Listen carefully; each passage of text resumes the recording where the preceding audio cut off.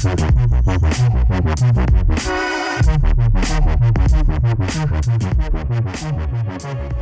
my head. So I'm here again with Kyle from the Wallin Company and Zoom Painting and several others. And today we're going to talk about work-life balance. Kyle has a really good work-life balance ethic compared to a lot of entrepreneurs I've met. There's definitely a compromise there that a lot of people make to try and have a successful business, but then they miss their kids' childhoods. Yeah. I've definitely heard of that multiple times. Tons, yeah, tons. I was definitely a somewhat of a product of that from my father. My mother was the complete opposite. Yeah. But yeah, my father was an entrepreneur and, you know, explosive growth and true visionary, you know. So if you look up what a visionary is, there's extremes to it. So yeah. He's definitely an extremist visionary businessman. So super successful. Awesome. But what that taught me was basically, you know, just like putting the time into your employees, putting the time into your business, especially when I had my daughter, I knew, you know, I was committed to giving her a great upbringing. And how was I going to do that? Well, I was just going to do it. I was going to set rules. And those rules were that at 4:30 I'm done work. And I don't work weekends. So my first wrapping my head around that, I was like, ooh, you know, but by forcing yourself into things, you know, it really can really push you into success, right? People are typically procrastinators. Right. Everyone has a little bit of it in you, or most do, especially entrepreneurs. And by pushing myself in, you know, having my daughter and saying that I'm going to make these commitments and I'm not going to break them, then I could be truly dedicated to that. So some of the loopholes that I figured out, well, if I'm gonna stop at 4:30 and I need to work this many hours, I need to wake up earlier. So I get up at 4:50 in the morning and yeah, and I go to the gym because the gym is extremely important to me. I go to the gym, then I double back, I drop her off at daycare a lot of days, and then I head to work. I work through my day and then I shut it down at 4:30, pick her up, go home, and then we do daddy hangout, you know, Leah and I and Olivia, and hang out till about 7:30, and then put her to bed, and then it's rinse and repeat. We also we would put Olivia to sleep earlier, so we found out that if we trained her to have an earlier bedtime, then that gave us the time, Leah and myself, my fiance, to be able to spend together. So a lot of people put their kids to sleep at like 8 p.m. or 8:30 or 9. But I mean, then what do you really have together? You have a half hour, or you're just going to sleep. So by putting Olivia to sleep earlier, we were then able to have a couple hours of family time, then 2 hours of our personal time, which is great for a relationship, family, business. Yeah. Right? And then that gets me to sleep early enough, because then I go to bed at like 9:30, and then I wake up at 4:50, and then it goes through it all again.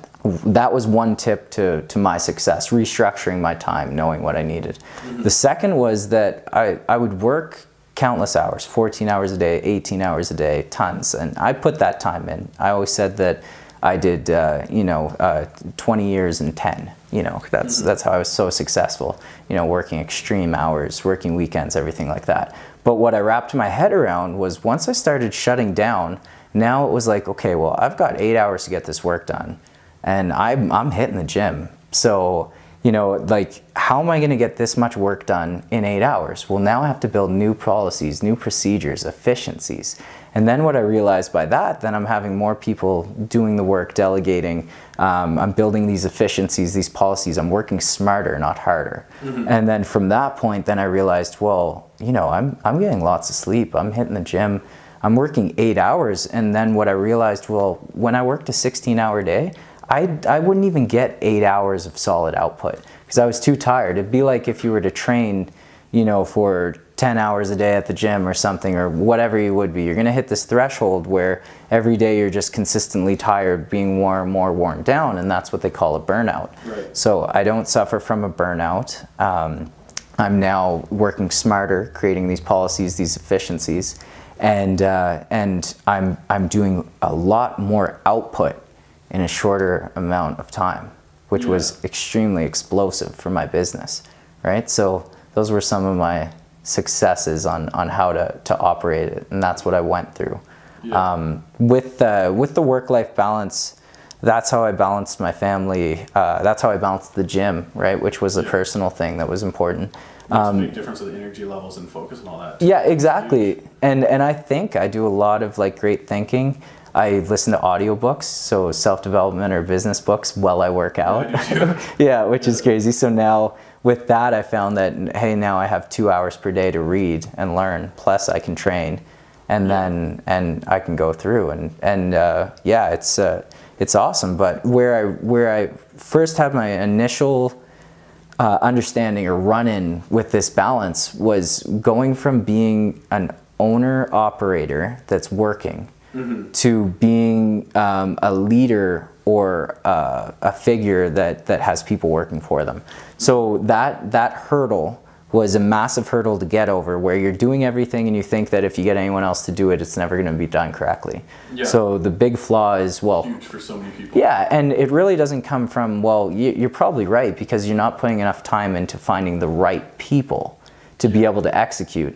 And then you're just giving them enough rope to hang themselves, but never enough to succeed, right? So you need to let go. So by learning to let go, by learning to find the right people, to learning to delegate, then that was my initial way to get from doing the work myself to being a business, to having people working for me. And that was my first kind of work-life balance, so to say. So when I went from trying to balance my evenings and personal life and stuff, I knew that this was another hurdle that I had to get over that was much like this one I did in the past, and I drew a lot from it. So I think you have to get through that first hurdle as well to be able to wrap your head around that second one. So, well, going back to your schedule there, I know a lot of people that work really hard, but they have no prioritization of sleep. And I know for myself, like if I'm not getting a regular night's sleep, it makes me way less productive for hours and hours after that, and I get way less done. And I think a lot of people overlook that. They're like, oh, I only need 5 hours tonight, and then it'll be like not great sleep, or they'll be drinking too much coffee so they don't sleep good, or they'll get drunk so they don't sleep good. But I found for myself, for my productivity, getting like 8 hours or even sometimes more if I can, has made a really big difference in how much I can actually get done the following day, even if it cuts into that work time a bit. Yeah, exactly. And that's the thing, is that you have to be somewhat militant, creatures of routine, about what's successful. And that's why I'll still wake up with an alarm clock on the weekend.